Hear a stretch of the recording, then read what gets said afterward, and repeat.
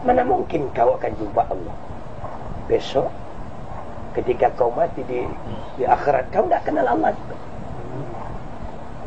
Dalam dunia kamu tak kenal Allah, mana mungkin di akhirat kamu kenal? Kamu kenal namanya, datang bermacam-macam mengaku Allah. Yahudi masih kenal Tuhannya. Ketika ditanya siapa Tuhan kamu, Uzair anak Tuhan.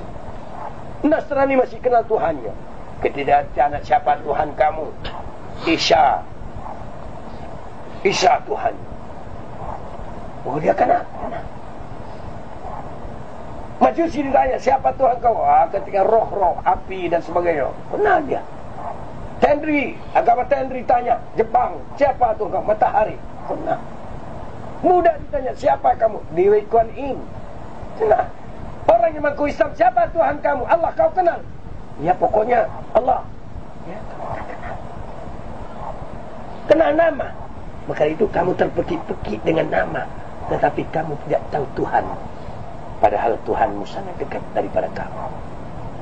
Orang yang kenal kepada Tuhan, ketika diucapkan nama Allah itu, bergetar hatinya, hancur hatinya, karena dia tak tahu Tuhan. Orang yang tak tahu Tuhan, dibacakan nama Tuhan, dia tenang-tenang saja, karena memang dia tak kenal kepada Tuhan. Mana mungkin dia takut kepada Tuhannya? Mana mungkin? Orang yang mengenal nama Allah, Ar-Rahman, Ar-Rahim, Al-Malik, Al-Qudus, bertakutkan kepada Allah? Tidak. Dia lakukan Huwallahu alladhi la ilaha illa huwa ar-Rahmanur Rahim. Kamu hanya kenal dengan namanya, maka kamu lakukan dia. Makanya ketika kamu berkata Abdurrahman, Abdurrahman, orang yang kenal Abdurrahman takutnya karena kuasa Abdurrahman ada. Ketika di samping Abdurrahman mengucapkan Abdurrahman, Abdurrahman, yang kenal Abdurrahman itu dekat kamu itu. Ngapain kau kuat-kuat? Bukan Abdurrahman, peka, tuli. Tak tuli Abdurrahman itu. Nah, takutnya orang yang kenal Abdurrahman ini bukan kepalang, tapi yang kenal nama Abdurrahman, biar di sampingnya Abdurrahman, dia tidak tahu Abdurrahman. Begitulah kamu kepada Allah. Kamu kenal namanya dan ciptaannya, tapi tidak kenal kepada Tuhanmu sendiri. Maka mereka yang tidak kenal kepadaku di dalam dunia, kata Allah, aku jadikan mereka di kemudian hari dengan tidak bermata, sehingga mereka buta. Lalu bertanya kepada Allah, lalu dia bertanya kepada aku, kata Allah, ya Rabb, dalam dunia kamu ciptakan kami bermata, kenapa sekarang kau ciptakan kami dalam keadaan buta? Allah bertanya, untuk apa aku ciptakan kamu bermata? Dalam dunia pun kamu tidak kenal aku, apakan lagi di akhirat? Mana mungkin kau kenal kepada aku? Di dunia kamu sendiri tidak pernah melihat aku, tidak pernah mengenal aku. Maka itu kamu cuma belajar awaluddin ma'rifatullah. Awal agama, awal hukum itu mengenal Allah. Kamu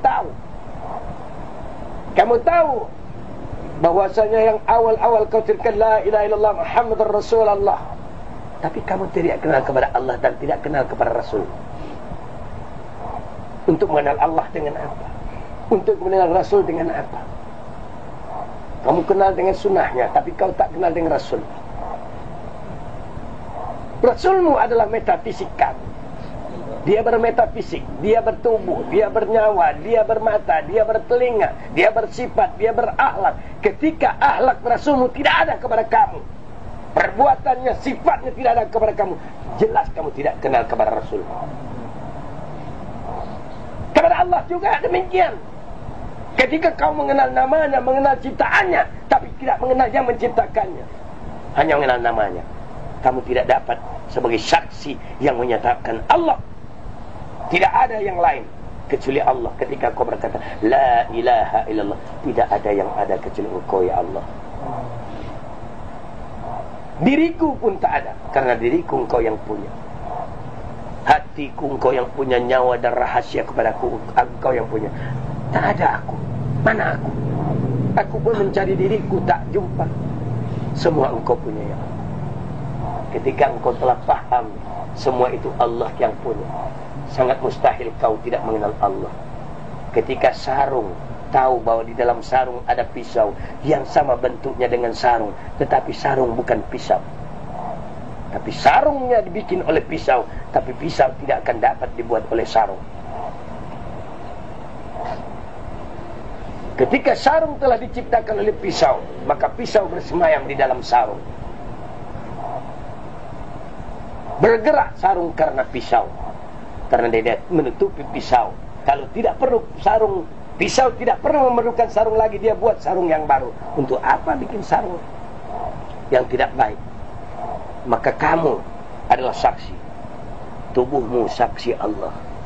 Pada tubuhmu saksi Allah, matamu, bulu matamu, urat matamu, telingamu, itu saksi Allah. Bulu-bulu pada dagingmu, bulu-bulu pada kulitmu, darah-darah kamu, urat-urat, sumsum kamu hidup, semua saksi Allah Subhanahu wa ta'ala. Semua berkata la haula wala quwata illa billah. Tidak ada daya kekuatan kecuali Allah Subhanahu wa ta'ala. Berpeganglah kamu sebenar-benarnya, pasti kau selamat. Jangan batal wudhu kamu, jangan lepas memuji Allah. Taatlah engkau kepada Allah yang sangat dekat kepada kamu. Belajar malulah engkau kepada Allah. Kamu itu ada cuma nafsu. Yang kamu itu nafsu. Maka itu antara nafsu kepada Allah. Allah ciptakan nafsu awalnya. Lalu Allah tanya kepada nafsu, wahai nafsu, siapa aku dan siapa engkau? Nafsu berkata, aku ya aku, kamu ya kamu. Ketika nafsu itu disiksa 70.000 tahun, dikeluarkan dari periksaan, nafsu ditanya, wahai nafsu, siapa engkau, siapa aku? Nafsu berkata, aku ya aku, engkau ya engkau. Kerasnya nafsu itu. Ketika nafsu itu direndam dalam air 70.000 tahun, dikeluarkan, ditanya nafsu, wahai nafsu, siapa engkau, siapa aku? Nafsu berkata, engkau ya engkau, aku ya aku.